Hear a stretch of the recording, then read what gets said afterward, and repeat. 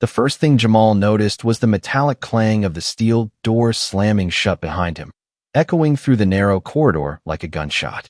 The sound made him flinch, his chest tightening as he scanned the dimly lit hallway. The walls were gray concrete, streaked with scratches and graffiti, some fresh, some old.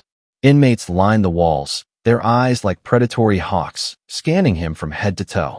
Most wore bright orange jumpsuits, but a few were in stripes or muted yellow uniforms. Each uniform screamed a story: danger level, gang affiliation, years behind bars. Tattoos snaked across exposed arms and necks, black and gray ink telling stories of streets, crimes, and rivalries. One man's forearm bore a jagged lightning bolt tattooed above a phrase in bold letters: "No mercy." Another had a full sleeve depicting a city skyline with names inked in a font that looked like carved stone. Jamal felt their gaze and knew immediately. They were assessing whether he was prey or ally. He was shoved toward the main yard, where the chaos was immediate. A loud shout erupted. Two inmates, both marked heavily with tattoos, clashed over a territory dispute. Fists slammed against rib cages. The air filled with shouts and the metallic smell of blood. Jamal froze, unsure if he should step back or run. Guards in riot gear rushed in, batons swinging, forcing everyone back into formation. The clang of handcuffs, the shouts, the violent energy. It was a brutal baptism into the reality of maximum security prison. As the fight was quelled, Jamal's mind raced. How did this place get so volatile? How would he survive even a week here? But before he could ponder further, he was assigned his cell, a tight, gray box with a bunk, a small metal sink, and a toilet. Across from him, another inmate, tattoos covering both arms, leaned against the wall, eyes cold and calculating. The first night was worse than Jamal imagined. The bunk shook as distant shouts echoed, the metallic screech of doors opening and closing punctuating every scream. Shadows moved across the small window at the top of the cell, creating shapes that seemed to dance and taunt him. Jamal kept still, staring at the ceiling, listening to every footstep, every cough, every muffled yell. Sleep was impossible. The story started earlier that morning, long before Jamal reached this cell. He had been transported from a state facility, handcuffed and shackled, his orange jumpsuit already tight and restricting. The officers were stern but professional, briefing him briefly on the rules. In a U.S. maximum security prison, uniforms are not decoration. They are a code. Orange meant medium to high risk. Yellow or red jumpsuits meant higher alert, escape risks, or behavioral problems. Stripes meant disciplinary segregation. Jamal's tattoos drew attention immediately. On his right forearm, a tribal band circled his arm like armor. On his left shoulder, a faded skull marked a past mistake, a youthful gang initiation gone wrong. A guard gave a curt nod. "You'll fit right in," he muttered dryly, a grim warning hidden in sarcasm. Walking down the hallway, Jamal saw prisoners in motion, some jogging in place, some doing push-ups, others just sitting against walls, eyes empty but alert. Tattoos told their stories: allegiance, violence, survival. The uniform color dictated how others treated them. A man in orange avoided a group in red, or risked instant confrontation. By the time Jamal reached the yard, the tension had built like a storm. He saw groups forming, clusters of tattooed men circling each other like predators, posturing. Some had intricate tattoos across their necks, indicating membership in gangs known for violent offenses. Others had delicate script along their forearms, names of lost loved ones, memorials. A few had nothing visible, relying solely on presence and demeanor. The yard was an intricate ecosystem. A single misstep could trigger chaos. Jamal noticed a younger inmate, barely 19, trying to navigate between groups. His orange jumpsuit was clean, his expression nervous. He made eye contact with the wrong gang member, and suddenly shouts erupted. Jamal ducked instinctively as fists flew, shoves collided, and someone went down hard.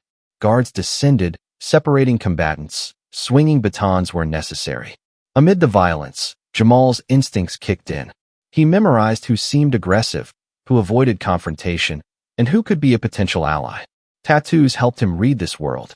A jagged cross on the knuckles meant someone had survived prison fights before. A set of dots between the fingers signaled time served. Jamal realized survival wasn't just about strength. It was about understanding the unspoken language of ink, jumpsuits, and body language. Days passed with similar cycles: tension in the yard, brief calm in the cell, meals in the mess hall, and strict enforcement of rules. The uniforms acted as visual markers, the tattoos as silent communication. Jamal found himself assigned kitchen duty, peeling vegetables and scrubbing floors. He noticed a group of heavily tattooed men working silently, communicating in subtle glances. One of them, a man named Rico, shoulder tattoos vivid and intricate, leaned close. "You don't want trouble," Rico whispered, "but you have to show you're aware. Every tattoo, every uniform color, every look counts." Jamal nodded, observing how Rico handled disputes calmly, avoiding fights but asserting dominance when necessary. The lesson was clear. In this environment, survival depended on reading people, understanding visual codes, and timing actions precisely. One afternoon, a fire alarm sounded unexpectedly. Inmates lined up, guards barked orders. Jamal was pushed toward the yard again, where a different violent confrontation was brewing. A man in a red jumpsuit had shoved someone in yellow. Fists erupted instantly. Jamal saw a tattooed arm swing at a chest, knocking a man down. Chaos erupted. The yard became a blur of orange, yellow, and red jumpsuits, flying fists, and shouting men. Guards moved fast, but it was enough to leave several bruised and bleeding. Jamal ducked behind a fence, heart racing. He caught the eye of a fellow inmate, a man with a sleeve tattoo of a phoenix. The man nodded almost imperceptibly, a silent acknowledgement. Stay alert, survive, learn. By the end of the day, Jamal lay on his bunk, bruised but conscious. He traced the tattoos on his own arms, realizing they weren't just art. They were armor, stories, and a language in themselves. He had survived the yard, the first night, and the initial chaos. Yet he knew this was only the beginning. Tomorrow would bring more confrontations, more lessons, and more choices between survival and danger. The chapter closes as Jamal stares at the steel cell door, his reflection distorted in the small window. Outside, the yard echoes with shouts and fists striking flesh. A question lingers: how long before he becomes part of the system, or loses himself to it entirely? The first thing Callum noticed when the cell door slammed behind him was the oppressive silence. No shouting, no metal clanging, just a low, constant hum of fluorescent lights and the faint smell of antiseptic and sweat. His gray uniform, crisp and stiff, felt like armor. Around him, men moved with a cautious rhythm, each tattoo on their arms, necks, or knuckles a statement of survival, allegiance, or warning. Some were simple initials. Others were intricate symbols, crowns, daggers, letters in Gothic script, a reminder that even here, ink marked territory. A sudden shout from the yard shattered the fragile calm. Callum pressed himself against the wall as a group of tattooed inmates clashed near the gates. Fists flew, boots kicked, and one man with a thick serpent tattoo coiled around his forearm landed a punch that sent another sprawling. Guards in black tactical gear rushed forward, shouting orders with authority, separating combatants with batons and swift kicks to force compliance. Callum's heartbeat pounded in his ears. He was in HMP Wakefield, one of the UK's most secure prisons, and he knew instinctively.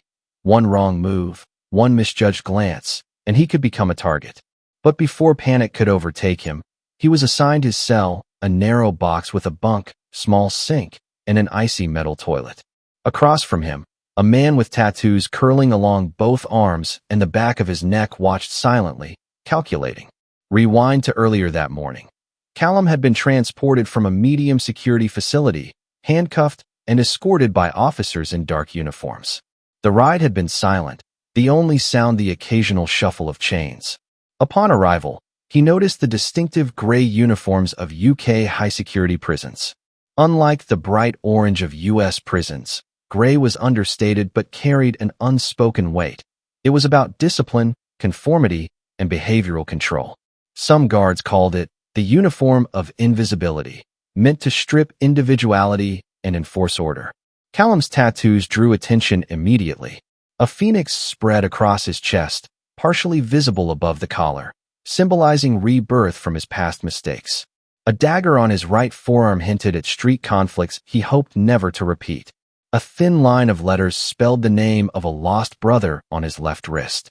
Guards glanced briefly, noting the ink, then moved on, their silence louder than words. As Callum was escorted to the yard, he observed the system at work. Groups of inmates moved like clockwork, eyes alert, posture tense. Tattoos were not just art, they were a language, a code. Guards monitored silently but closely, every misstep immediately addressed. He noticed a man with intertwined black and gray tattoos on his forearms subtly signaling to another, a silent warning to back off. The first day was a storm of observation and adaptation. Callum tried to find a balance between visibility and caution, moving through corridors, following orders, and noting alliances. In the mess hall, men in gray lined up quietly, their plates metal and heavy. No shouting, no pushing, but tension simmered beneath the calm. One misstep, an insult, or even an accidental glance could ignite violence. Tattoos became both shield and warning. By the evening, Callum was exhausted but alert. He noticed the hierarchy in the prison. Those with intricate, bold tattoos carried authority in the eyes of others. A full sleeve of Gothic letters or a detailed dragon could earn respect. A small, amateur symbol could invite contempt. One inmate with a crown tattoo across his knuckles commanded attention without a word. A sudden commotion outside the cell block drew everyone's eyes. A younger inmate, barely 20, had accidentally knocked into a man with a dagger tattoo on his bicep. Words were exchanged, escalating quickly. Fists flew, sending the younger man crashing into the cold metal railing. Guards intervened immediately, separating the combatants, but Callum had already noted the dynamics. Aggression, dominance, and survival were coded in ink, uniforms, and body language. Calm moments were rare. In the small moments of solitude, Callum traced his tattoos with his fingertips, remembering why each mark existed. They were stories of survival, loyalty, and loss. He thought about his family, his past, and the long road ahead. The gray uniform he wore was not just clothing. It was a daily reminder that identity was secondary to survival. The next day, the yard became the stage for another confrontation. Two rival groups, identified by subtle variations in uniform wear and tattooed insignias, faced off near the corner. Shouts broke the morning calm. Callum instinctively stepped back, observing. One inmate, a massive man with intertwined snakes on his forearms, struck first. The fight escalated, hands grabbing, boots kicking, bodies colliding. Guards arrived, shouting, batons raised, breaking up the melee. Callum noticed a pattern in the chaos. The uniform dictated how others approached you, while tattoos conveyed history, affiliations, and boundaries. One man with a sleeve tattoo of a roaring lion was left untouched during the chaos, his reputation preceding him. Callum realized that even in the seemingly calm UK system, subtle rules governed life. Visual codes of power, respect, and survival. Weeks passed, and Callum began to navigate the subtle rituals of daily life. Work details in the laundry or kitchen, supervised yard exercises, and quiet observation became his routine. Tattoos were a tool of communication, a nod, a glance, a shift of posture. He learned to avoid confrontation while showing awareness, the delicate balance that separated targets from survivors. Then came the turning point. A routine inspection revealed contraband, a small blade hidden in a cell, a breach that could have deadly consequences.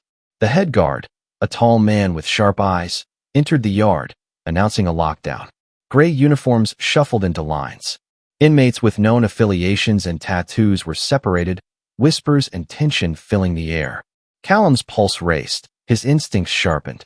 He had survived minor confrontations, learned the unspoken rules, but this event reminded him.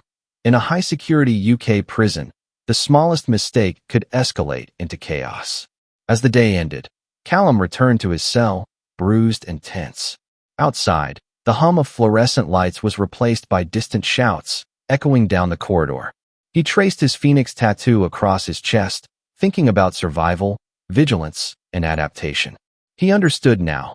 Uniforms, tattoos, and subtle hierarchy were not trivial. They were the language of life behind bars.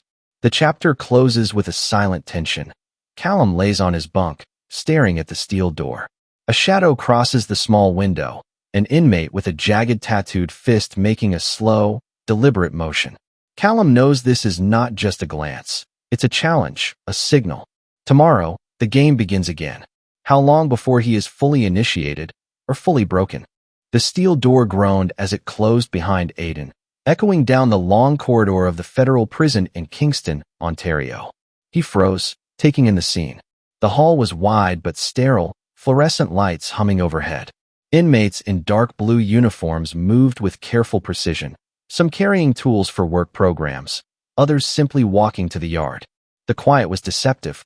A few men leaned against the walls, arms folded, eyes sharp, tattoos snaking across forearms, necks, and hands.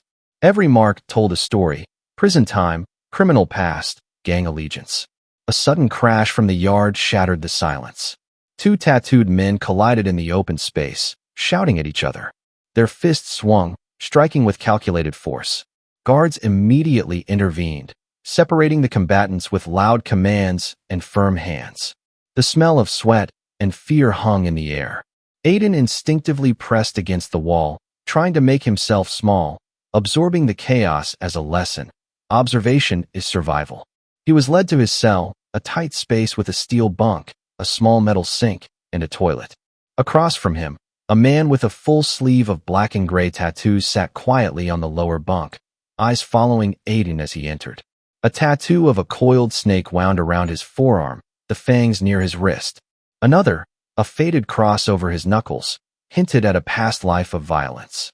Without speaking, the man nodded slightly, a silent acknowledgement. Newcomers are watched, always. Earlier that day, Aiden had been transferred from a provincial facility, handcuffed and escorted by officers in Navy uniforms. The ride had been tense and silent, punctuated only by the occasional metallic clink of chains. Upon arrival, he was immediately struck by the Canadian federal uniforms. Dark blue jumpsuits were standard, with subtle patches indicating security level. Unlike the bright orange of the U.S., these uniforms were understated but authoritative, a daily reminder that identity was secondary to conformity. Aiden's tattoos drew attention from fellow inmates. On his left shoulder, a sprawling eagle symbolized freedom lost. Across his right forearm, a jagged knife entwined with roses told stories of street fights and survival. Guards gave a brief glance and moved on, leaving him in the hands of the prison ecosystem. Inmates, tattoos, and subtle power dynamics. In the yard, the rules were immediate and unspoken. Men formed clusters, some of them marked with gang tattoos, others with commemorative or symbolic ink. A small nod, a glance, a shift in stance could provoke a fight or signal alliance. Aiden realized quickly that the yard was a battlefield of perception and respect.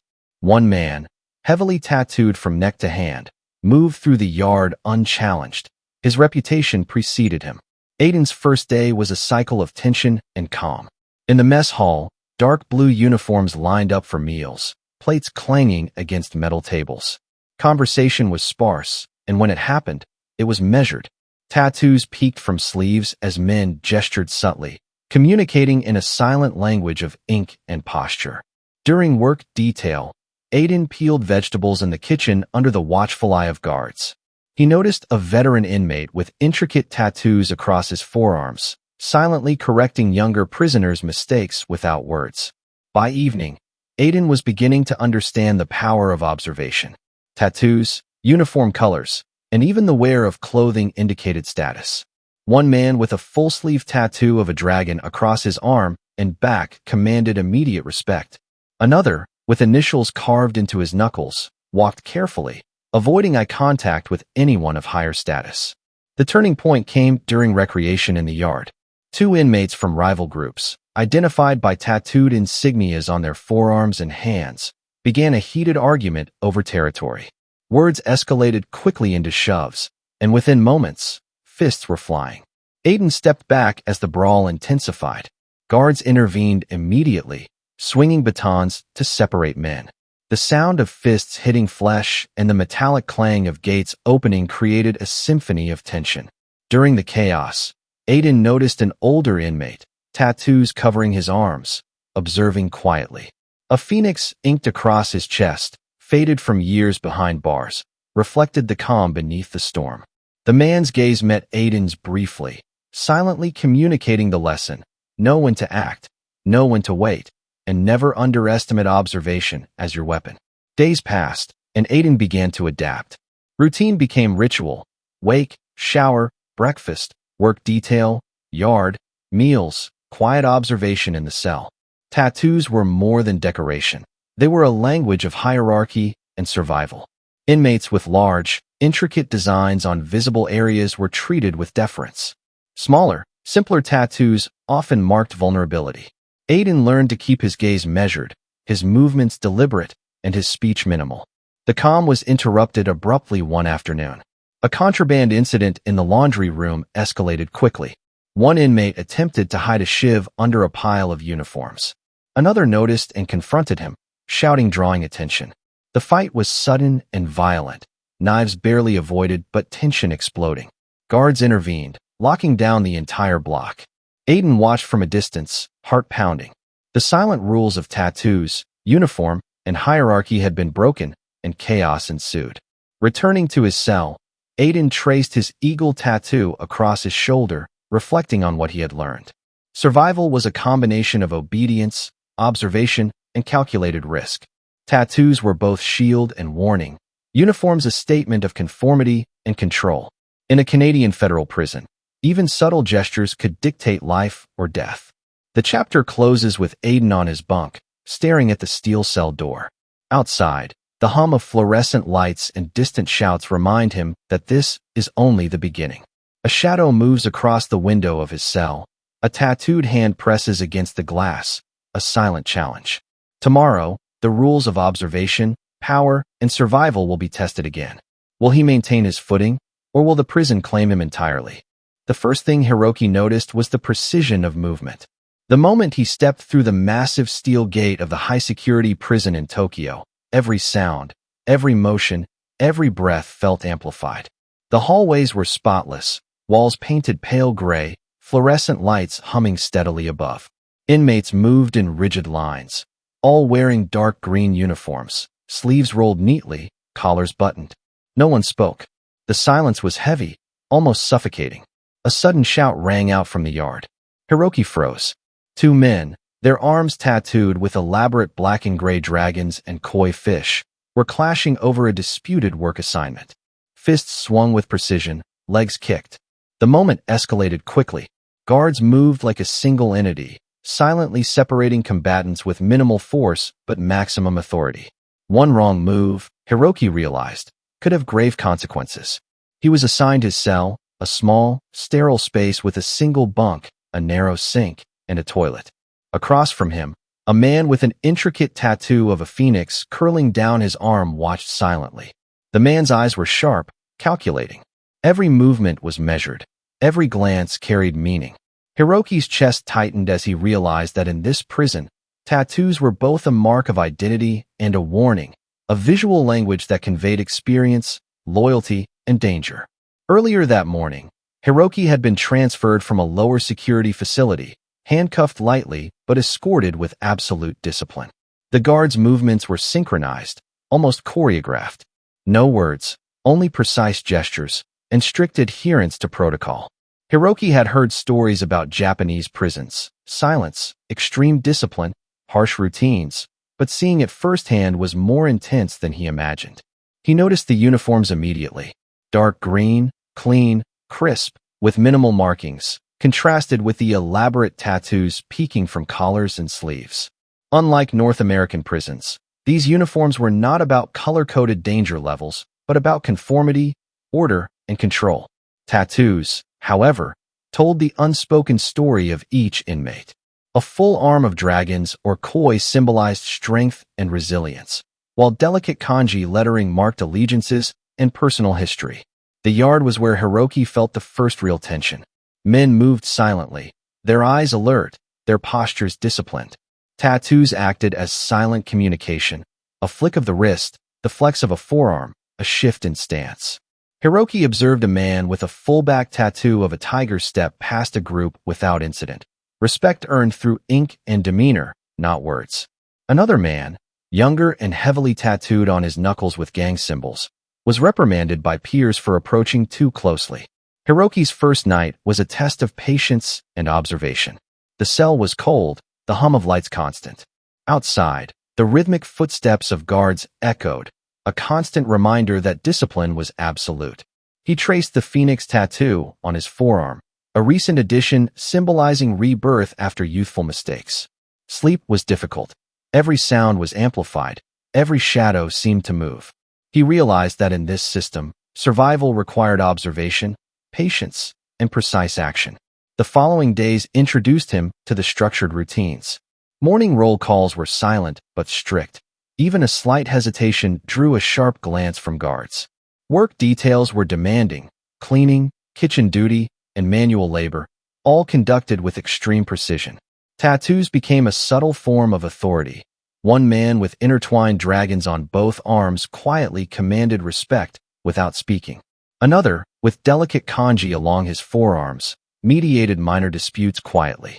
During lunch in the communal area, Hiroki noted the hierarchy carefully. Men with intricate tattoos were given deference. Newcomers, like him, moved carefully, eating silently, observing, memorizing. The guards monitored constantly, but interventions were swift and minimal, enough to maintain order without chaos. A spilled tray or a wrong word could trigger a confrontation, a subtle reminder that discipline and hierarchy were enforced both by inmates and the system itself. The first real test came unexpectedly. A work assignment dispute in the yard escalated into a violent confrontation. Two tattooed inmates argued over who would clean the machinery first. The argument was short, violent, a swift punch, a shove, and then, almost instantly, guards intervened. Hiroki's pulse raced. Every movement was observed, every reaction recorded in the silent ledger of power. He noticed the older inmates, heavily tattooed with koi and dragon sleeves, intervening quietly, de-escalating with gestures and glances. Hiroki realized that tattoos were not just for show, they were a map of influence, a survival tool, and a code of respect. The fight ended, but tension remained. Every man in the yard was alert, watching, calculating the next move.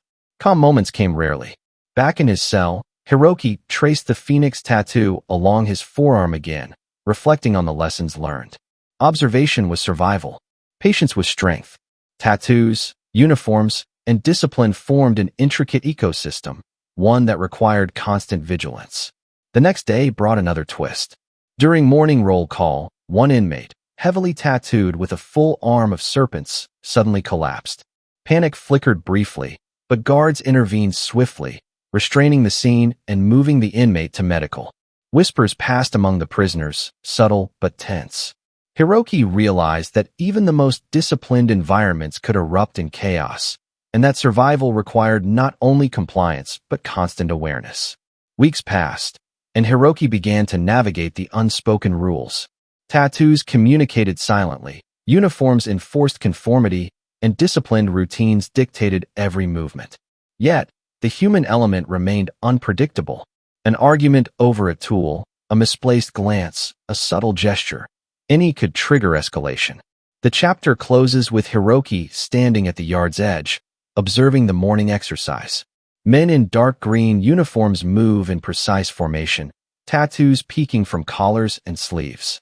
He notices a newcomer with a jagged tattoo on his forearm, making a subtle challenge gesture. Hiroki knows that tomorrow, the test begins anew. Discipline, observation, and survival will once again collide. The question lingers: how long before he fully adapts, and how long before the system breaks someone entirely? The alarm sounded unexpectedly, shattering the calm of the morning. Lucas froze, his hands gripping the edge of the bunk as footsteps echoed sharply across the corridor. Outside, in the courtyard of Halden Prison, Norway, inmates were moving quickly, some startled, some prepared. Unlike the prisons he had heard of in North America or Asia, this facility was almost serene, bright, spacious, and modern, designed for rehabilitation. Yet chaos had its place even here. Lucas's uniform was simple, soft gray pants and a plain white t-shirt. Tattoos peeked from under his sleeves, a snake coiled around his forearm, a small dagger near his wrist, and a faded rose on his shoulder. Even in this calm environment, tattoos communicated stories of survival, past mistakes, and caution. A commotion in the yard drew his attention. Two inmates had a heated argument over the use of woodworking tools. Words escalated quickly. Hands grabbed wrists. A shove sent one man stumbling backward. Staff intervened quickly but with restraint, guiding the men apart and restoring order. Lucas's pulse raced, a reminder that even in a system built on trust and rehabilitation, human tension and ego could erupt unexpectedly. Earlier that morning, Lucas had been transferred from a medium-security facility. The ride had been calm, quiet, and almost casual. Guards wore civilian clothing, their presence authoritative yet approachable. Unlike North American or Japanese prisons, Scandinavian institutions prioritized respect, responsibility, and rehabilitation over fear and punishment. Uniforms were minimal, almost casual, signaling trust rather than control. Inside the facility, Lucas noticed the contrast immediately. Wide hallways, natural light streaming through large windows, and open common areas suggested freedom, yet the rules were strict and clear.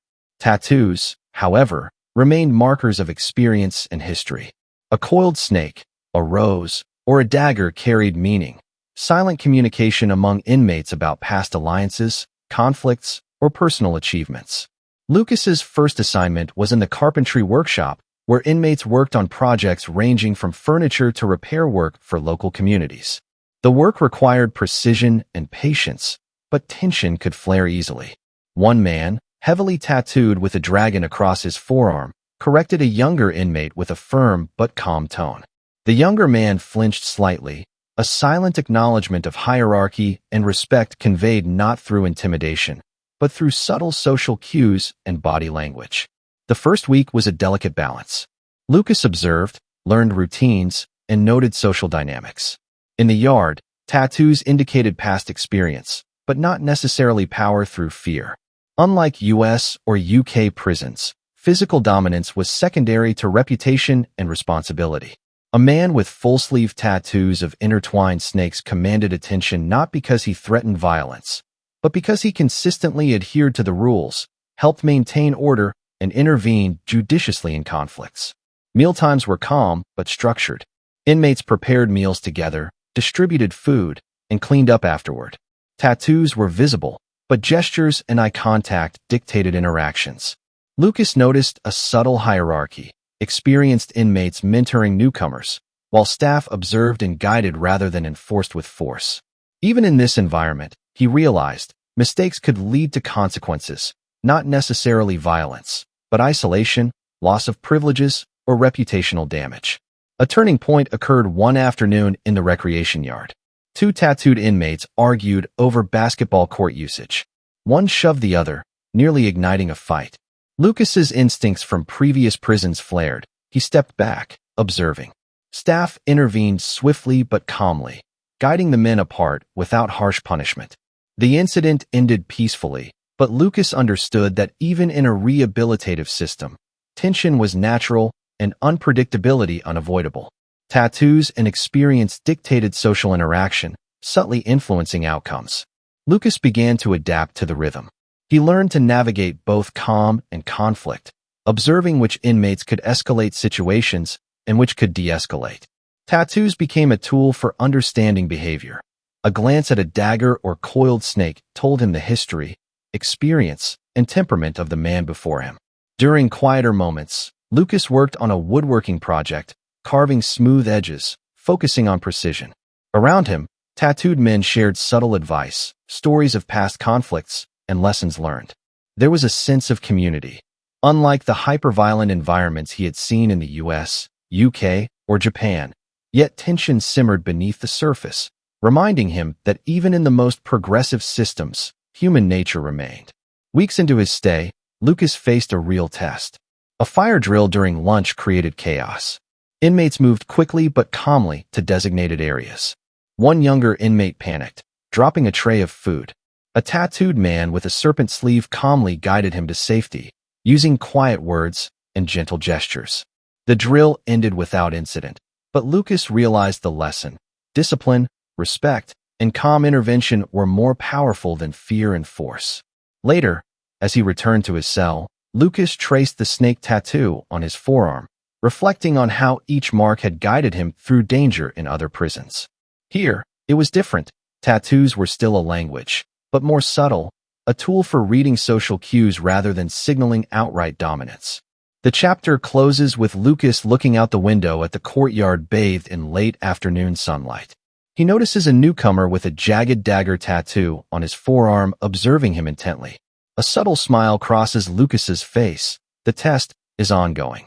Even in a rehabilitative prison, the balance of trust, vigilance, and observation dictates who thrives and who falters. Tomorrow will bring another test. The question remains, can he maintain his integrity while navigating the complex web of social dynamics? Or will the system, even a progressive one, expose his weaknesses?